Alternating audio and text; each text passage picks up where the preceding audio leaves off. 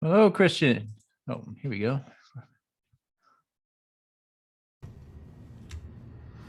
Hello, Christian. Can you hear me okay?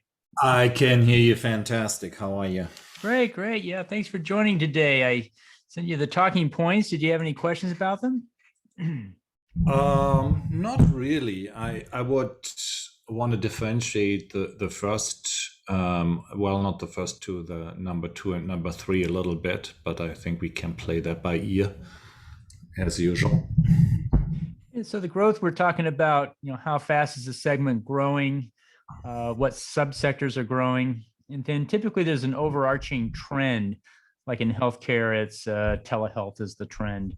So, and I don't know if you can simplify into one trend for all of blockchain. There's a lot going on here as well, but Oh yeah, sure. Pick out the one you want to talk about that really is driving it, that's top of mind. Yeah. Number 7 and 9 are also a little similar. What else should we know about the segment of blockchain? But then what else should be covered? Usually is, maybe more macro, what's outside of blockchain, but you can do with that as you like. This is a compilation show. We're going to interview 5-10 people and what everybody say on question 1, what everybody say on question 2, and we'll get multiple shows out of it. So it will be chopped up. So we'll do a quick intro and then we'll just kick right into it and go from there. Sounds good. Any questions for me? You have someone taking notes as well. Is there anything else they need from my side? No, I think we're good. We are a well-trained team at this point. Okay, well, great. Well, let me do a quick intro and then we'll kick into it. Well, hello, this is Investor Perspectives. I'm the host of Investor Connect, Hall T. Martin, where we connect startups and investors for funding. Today, we have joining us Christian Kamir, managing partner at Sustany Capital. Christian, thank you for joining us again. Well, thanks for having me again. How are you? Doing good. Looking forward to today's discussion. So let's kick off with, tell us more about your work and what you do. Yeah, you heard that story many times, but some people may have not. So first, the obvious, the funny accent originated in Germany. I was a software developer for a very brief period of time in the 80s, then went to law school, and after law school, joined one of the first internet service providers as their general counsel. That was when internet was still very slow. That was even before the invention of the 56K modem. Long story short, we built the largest private internet service provider in Germany, which we merged with what's now the largest internet service provider in Europe in 2000 at a very good time at the height of the .com. And so I promptly retired from the law and then also moved a few months later to Southern California, where I still am. And we started our first venture fund, which at the time was focused on voice over IP solutions, multi-massive online player games, which shares a lot in common with the topics we focus on today, which I call decentralized software solutions, and most people refer to it as the blockchain space. Great. Well, let's talk about the growth in the blockchain segment. What do we see there in the way of growth rates and subsegments growing? Yeah, so you can think of it in kind of two big, or maybe three big buckets, right? So you got the growth through the exception and adoption. And so the first category within that would be enterprise companies like Walmart, Toyota, Amazon, or you got also new entrances, some of which we invested in, like Provenance, who wrote the largest securitization of a mortgage since the financial crisis in 2008. Then you see now the obvious one being corporations adopting cryptocurrencies for their treasuries, the Teslas, the Squares, and then most prominent in that space, probably MicroStrategy. Third, you got financial institutions now finally engaging with that asset class, even Morgan Stanley, BlackRock, and so forth. And also we see endowments now putting it into their fund, Harvard, Yale, MIT. So then the second piece here, the second growth, you can look at this in terms of the market cap and associated to that consumer awareness. So the market cap is now over 2 trillion of cryptocurrencies. At the same time last year was about 268 billion. So it's like a 7.5x. However, I think it's important also to point out that this is still below about 2% of consumers that even have some form of a cryptocurrency wallets, if you want to consider that as engaging with blockchain. So that's about the state we were in internet in 1997. And then the third bucket here that I would describe as is and the most important one probably is the growth of technologists participating in the space, and with that, for us important, the explosion of projects and innovations. And within that, probably the most obvious ones that everybody has heard of is the NFT space, which now is about a close under $30 billion market cap, which was negligible at the same time last year. And the other one being decentralized finance, which a year ago was 2.5 billion, today is 76 billion, so a 30 times increase. And so when you look at some of these examples of decentralized solutions, so a year ago, decentralized exchanges had sparsely any liquidity, and today, and in some days, the volume on decentralized exchanges like Uniswap exceeds that of centralized exchanges like Coinbase. So then the most interesting part for us, the most boring part for most probably is the growth of infrastructure projects. So blockchain interoperability solutions, Polygon and what comes to mind, or blockchain indexation solutions such as Graph. So the building blocks for really the larger topic of Web3 here. Great. So what is the primary trend in the blockchain segment today? What's really driving it forward? Yeah, I think one word that probably describes this the best is acceptance. Right. So there was a lot of pushbacks in the early days from government agencies and traditional financial players and so forth against these technologies, and they're specifically the implementation of obviously cryptocurrencies. And now what we see, and we talked about this on a separate podcast, you see the vast majority of countries working on their own central bank digital currency, so digital bearer instruments. So the larger trend is really that these governments and corporations and enterprise and everybody within the ecosystem has accepted this as a foregone conclusion that finance, and then larger than that, technologies will be facilitated on decentralized solutions.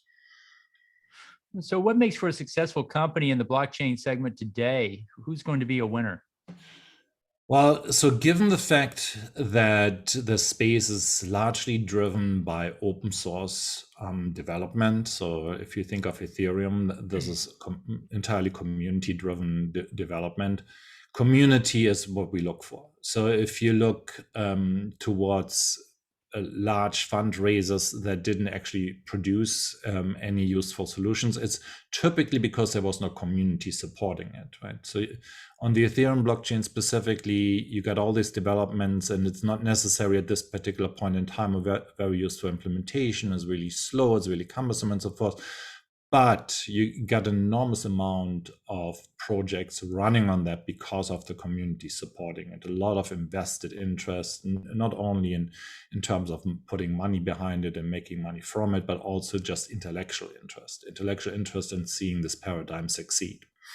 And then the two things you want to add to that is specifically within our space of quote unquote blockchain is the interest alignment. And we'll talk about that probably a little bit more, because that really what sets it apart from companies before that. So we think about this more in the way of you got projects that can either be run by a company or by a network of interesting parties. So you want to align the interest of people that participate in the network. So we already see the nascent developments of things such as decentralized Uber, decentralized Airbnb. So where the interest of all the stakeholders that participate in the network are aligned, and there's no external entity that is just extracting value.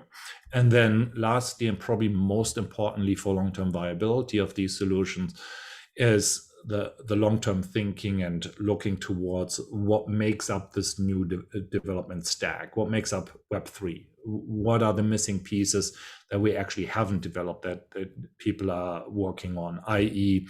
how to get real world assets into the ecosystem. Because for the most part today, a lot of the trading, a lot of the activity is limited to what I call digitally native assets. It's the cryptocurrencies, it's Bitcoin, it's other assets that were born online that don't at the moment have a digital world or a real world paradigm attached to that. Right?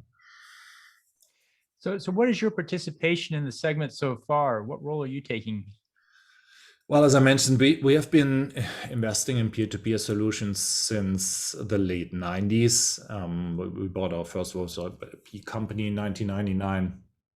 And I've been working personally on a decentralization thesis since 2008 when I sold my last startup. So it became rather apparent to me at that point in time that we never built the World Wide Web. So we really built the commercial web, and I started to look for the tools that would enable this decentralization, albeit I probably didn't call it this. I actually have to go back. We created a Facebook group, which is kind of ironic, in 2008 on the topic of how to decentralize the web. My partner then in 2015 founded the Ethereum meetups here in Orange County. That's how we met. So that our participation there has been very early on. We were allocating to the initial Ethereum ICO, and we have been running meetups here in Orange County ever since. And we participate in a number of working groups that are super important for the quote unquote correct development. So we're working with the Open Travel Association, the Decentralized Identity Foundation, to a limited extent the Ethereum Foundation on portable IDs and so forth.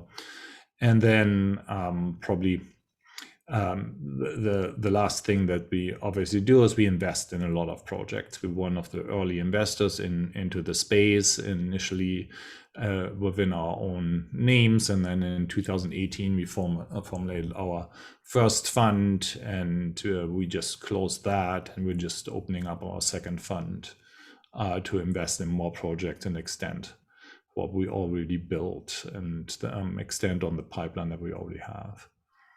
So what exactly do you look for to make an investment? What's your criteria? So in broad buckets, investing is about timing. So we focus on disruptive finance. And then secondly, we focus on Web3 solutions. And those obviously are intertwined. But within finance, we focus on things such as programmable money. And there, I think we talked about this for a very long time. It's kind of my passion to understand money and the use cases of money. So if you look at things such as Tether, you can simply observe what people are using it today, right? So you can see that the main use case of Tether is to stay on centralized exchanges and mostly exchange Tether against Bitcoin, right? So from there, you can then compare this programmable money and see what is the velocity compared to things like the US dollar, right? Because the US dollar's velocity is about 1.2, 1.4 in a given quarter. Tether's velocity on a given day is 4 to 5 times its market cap. So it's orders of magnitude almost larger. And so what we expect to see, and I wrote very long thesis papers around that, is we'll see an inflection point within probably the next 18 months with the first implementations of central bank digital currencies. At that point in time, programmable money will be kind of table stakes, right? So every country that doesn't offer this to their ecosystem, to companies within their territory, is going to be at a disadvantage. So that's the kind of probably the most important point within disruptive finance. Then the next point that we touched on already is decentralized finance solutions. So I wrote a couple of articles around that, around the concept of digital vending machines and money robots. We're already seeing all of these emerging with topics that didn't previously exist, like automated market makers and things of that nature that simply couldn't exist before we had these primitives. Then third, as you know, one of my passion projects that I've been writing about for 5 years now, and that's really the most important topic. I think long term is that of decentralized autonomous organization. So new types of capital formation, like new types of capital formation that aren't extractive, that align the interest of shareholders. And now we are seeing larger ones emerge to where market makers and so forth will just airdrop their tokens for community governance. So there's no corporation attached to that. Then lastly, and to me actually more interesting in terms of its long-term prospects, non-fungible tokens, NFTs, and they are specifically the real-world applications. So we invested in the first solutions 3 years ago in NFTs and made examples here in our local meetups how to use non-fungible tokens in things like supply chains. In my mind, there should be a digital twin or a digital clone for every physical item that exists in the digital world. And that should exist before you even instantiate that physical item. And I can talk about that topic for like 3 hours. And I'm constantly frustrated actually that I don't have these already, because I've been asking for these for 3 years. And then the much larger topic is the Web3 stack. So all of these things that I mentioned earlier, they really fit into the Web3 stack and the decentralization of the World Wide Web. So anything that we have in centralized fashion right now, so data storage, compute, bandwidth, and then I think most importantly and still very much underestimated is the decentralization of addresses. As in right now, any service provider you registered your domain from could just shut you down, right? Could just take your domain away from you, and has happened many times. And so now we have different ways, like the FIRE protocol, of decentralizing the address space, which needs to happen for Web3 to emerge, right? Because otherwise there's still the single point of failure where the provider, whoever runs a DNS system and or is providing you with your domain, could receive a subpoena and for whatever reason shut you down, or it could just be a technology failure, right? And again, this is also a big, long topic, can of worms. And for the time being, we're kind of in the middle of the stack where we got this intermediary solutions that we need, like indexation of blockchains, things like the graph, or we got things like that create interoperability of blockchains, right? So like Polygon, for example, we got intermediaries that need to onboard what we call identity in a new way, because now you see with the introduction of health data and biometric data, you see this necessity of actually for the first time protecting this data from abuse, because that's kind of the legacy of the legacy infrastructure that we call Web 2.0, which is this combination of databases connected to networks, which was a big and still is a big security risk. You cannot protect databases in any usable form. So you need to onboard your own identity to this network in a way that you get self-control. So a lot of times people refer to it by the name of like self-sovereign identity. Right?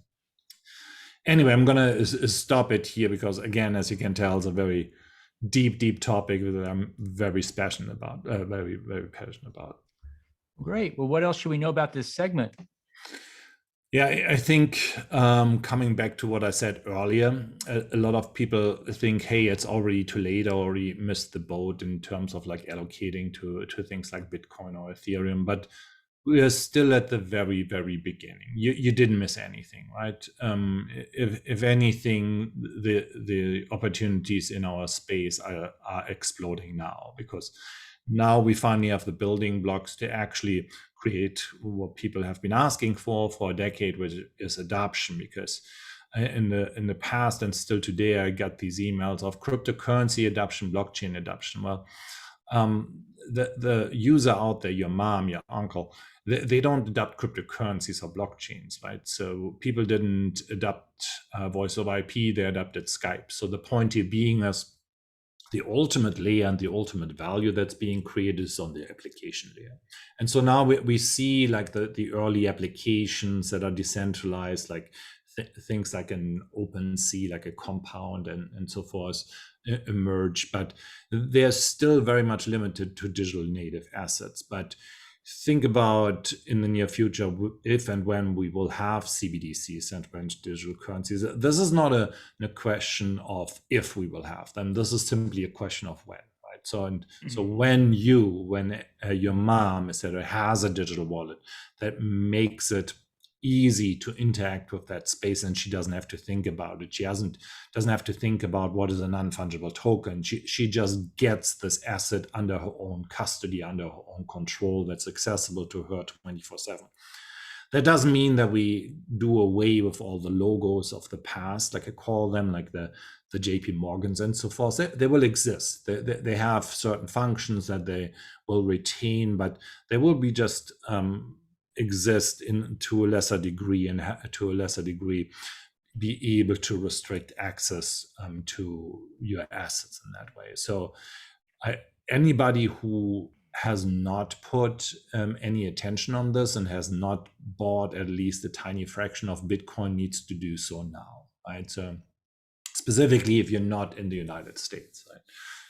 If you're in a country with a higher inflation. So the larger point there being is just familiarize yourself with the paradigm. It doesn't have to extend to the fact where you learn all the cumbersome language that we have, but it extend to you understanding that we are about to experience a paradigm shift that's inevitable. Right? You can't uninvent this technology, and more importantly, you can uninvent the technology paradigm. So what changes do you expect to see in the coming 12 months? Yeah, so it seems a foregone conclusion that China will launch their CBDC, and so that will force other countries to catch up and make their own economies more efficient, albeit that's probably not the main objective that China is having. But the discussions that we've seen have very much intensified around these topics for the obvious reason. And then attached to that, and that's part of the externality of the recent health crisis, there will more likely than not be a financial crisis follow on its feet, right? Because you don't solve anything really by printing money, right? You actually have to address the underlying inefficiencies that we kind of uncovered when COVID hit, like the supply chain issues, that all of a sudden certain things were simply not available because we didn't decentralize these systems. There was opaqueness within these systems.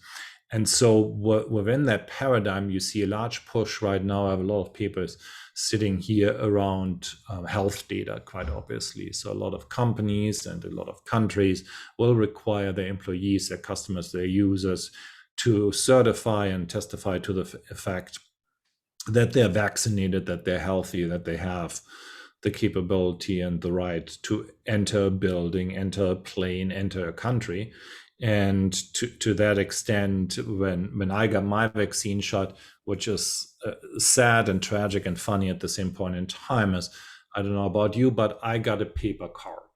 So that is just, at this point in time in technological history, it's really, really sad, right? So that should have never happened. But so there we see a lot of efforts of solutions that are trying to address that and make this a portable and at the same point in time protected technology. As in, if at any point in time you commit your biometric data or your health data to a system that's insecure, it's very, very, very hard to ever roll this back. So I think we might have touched on that in a previous discussion, but we see efforts of lawmakers around the world, specifically in the United States, to pass a lot more consumer protection laws like the CCPA. So they got 4 or 5 states right now in the United States passing similar regulation as California, the Consumer Protection Right Act, and then also biometric protection rights and so forth. So the point here being is, with the laws driving technology is also, and actually more importantly, driving laws. Meaning, if and when and where you got new technologies available, that make the protection of consumers more efficient, then those legacy systems will, in some cases, become illegal. What I mean by that is, like the current scenario of you having to provide and divulge your whole personal identity stack that you have today, you have a slew of personal identifiable data that are being committed to a database if you enter a bank and establish a bank account.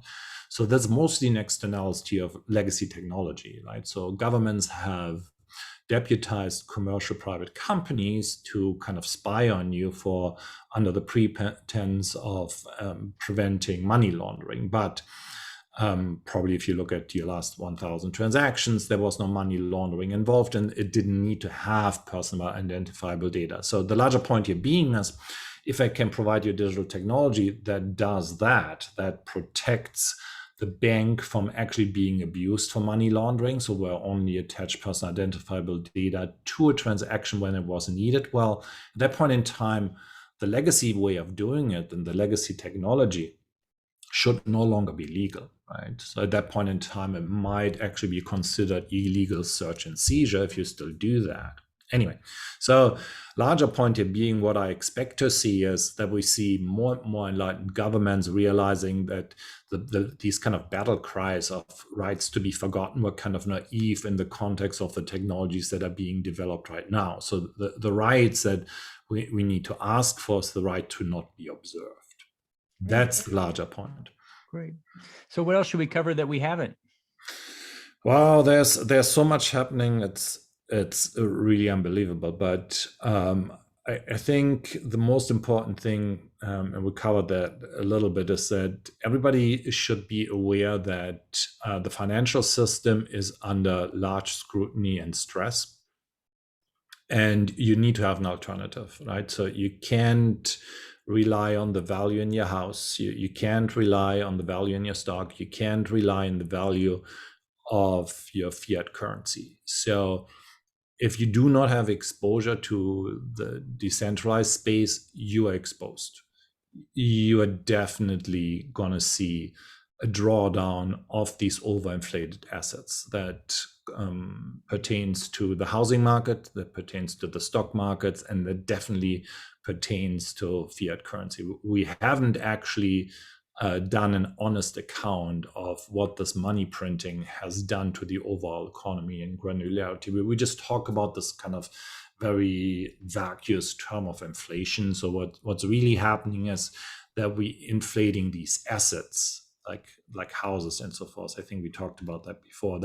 And then people that are coming out of school now that had an overinflated education, where there's no value in that education in terms of the job market that they're entering, because the job market they're entering, they're looking for very different skills than what's being taught in school. And that's kind of the last thing I want to take listeners to, is like, we need to radically change education. Right? It's about a decade, probably more like 2 or 3 decades behind what we as society need, right? And I'm being exposed to that space on a weekly basis. So A, because I do a lot of teaching, and then B, also have a lot of interactions with students and academia itself. Well, great. Well, I want to thank you for joining us today. I hope to have you back for a follow-up soon. Sure. And we'll cut it there. Did you have any edits or changes? No, I think at one point in time I probably rambled too much, but there's just so much information to get out there. And as I keep saying, reality doesn't have an advertising budget, right? And then I look at like these people that call themselves investors in our space, and they are still kind of riding on a narrative that we abandoned 2-3 years ago. I mean, you know what I have been telling you about cryptocurrencies, right? And right. That will come back to bite them really, really bad. I mean, you see the beginnings of that right now, but it's just not not paying attention to fundamentals. We are very much driven by first principles, right? If it doesn't make sense on first principles, it simply doesn't make sense. So the market cap validation will only take you so far, because a lot of that is simply belief, and belief is simply the absence of knowledge at the end of the day. So you should simply observe. And there's so much data to be had, right? So that's why we have we actually increase the size of our data science team for that particular purpose. And so we actually integrate with all of these systems. We run our own nodes. We do our own research. We don't rely on third-party data. Actually, we get offers on like professional analysts like providing us with data, and then they send sample reports that we then send back corrected as, and you actually just believing whatever it is, like the wash trading data that you're getting, because you actually didn't run your own node on the network to realize what addresses are exchanging digital entries there. But anyway, so what I'm excited about after all this time, so we bought a bunch of domains on like FIO and other networks, and so they are now slowly starting to get out there. Like I own the top level domain NFT on FIO. Wow.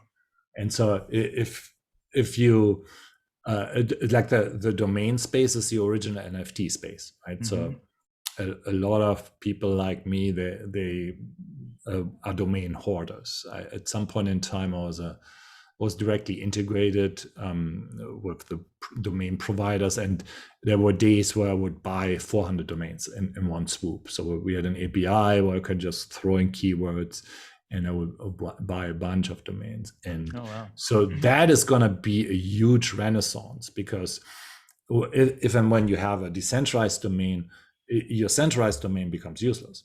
Right? You don't need it. You actually don't want it, right?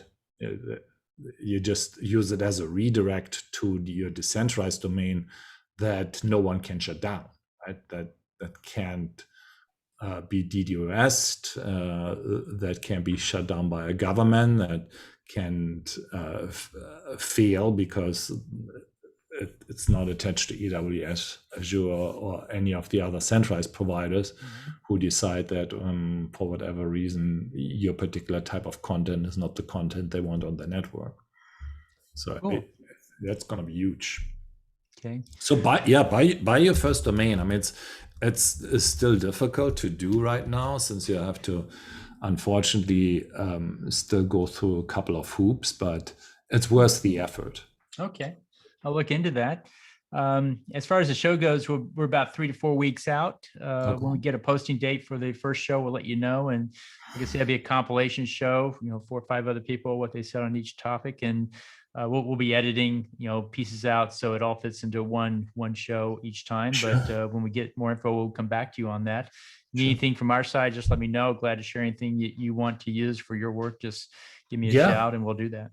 Yeah, if you can send me, and more important, Heber, like the raw recording, then we won't release it. I mean, we won't release it, period, but we won't make it publicly available to anybody outside of maybe partially, potentially in our data room, and definitely not before you publish it.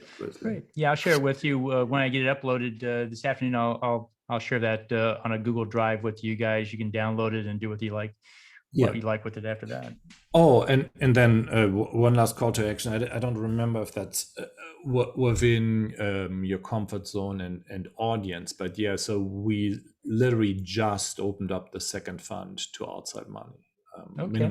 Minimum check sizes is $1 million. Right now we're simply deciding who the anchor is going to be. So we have a couple of entities that work with us on that we had planned on doing for the past 3 years. I mean, people have keep offering us money, and we didn't really need it.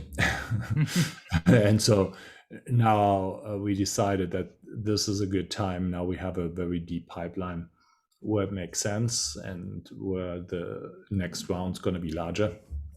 So we're raising 100 million. First check-in has to be like 10, 20, but after that we'll accept up or as low as $1 million. Okay. Yeah. Send me a summary or deck or whatever you have to show the potential investors. I mean, I think this time around you're right. There's a lot of investors ready to get in and do something because there's real applications, there's real money to be made. So I think Yeah. there's a group that can engage. So send me what you have and let me socialize it with a few people and get some feedback on it. Yeah, I mean, we're very discretionary in terms of who we even let see our data, because we've been very private on purpose. And our data room has pretty much only proprietary data, Okay. like our performance data. But let me put it this way, our TVPI is 27x. Okay. Um, Well, we can take that and and go out there with that and see what we can get going on it. So as a frame of reference, Pantera's best year was 9.3. wow. Okay. Well, that sounds good. Well, let me talk to some guys and see what I can find. Okay, guys. Well, thanks so much for taking time. Thank you, Hall. I talk to you soon. Thanks, guys.